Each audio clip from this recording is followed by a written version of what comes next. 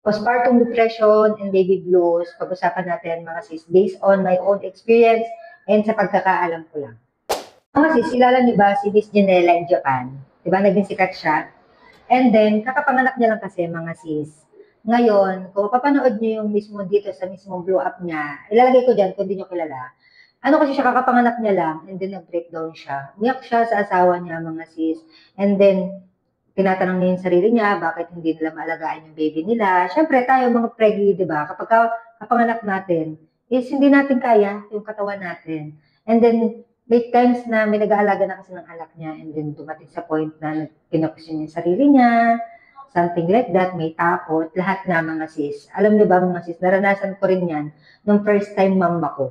Sobrang nakaka-relate talaga ako dito nung first time mama ako kay Duday, mga sis. Alam mo yung mabibigla ka na lang, bigla kang iiyak.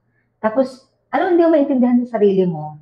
Kino-question mo yung sarili mo kung okay ka bang nanay, maayos ka bang magulang, maayos ka bang nanay, maayos ba yung pag-aalaga mo sa anak mo kasi first time mom ka. And then, hindi madali yun mga sis. Akala ko kasi mga sis, kung nanganak ako, it would be a magical. Alam mo yun? Yun yung akala mo naiisip natin kapag nanganak tayo, okay na lahat.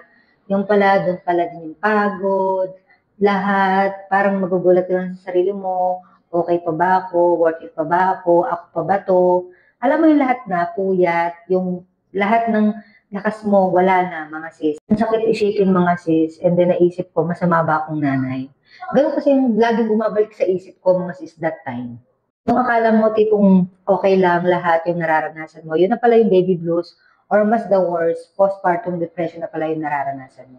Ang baby blues kasi mga sis is naaapektuhan nito 80% ng mga bagong panganak.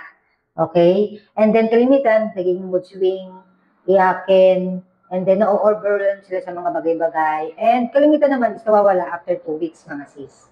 Okay, si postpartum depression naman mga sis is mas matindi siya, tapos mas mahaba siya mga sis.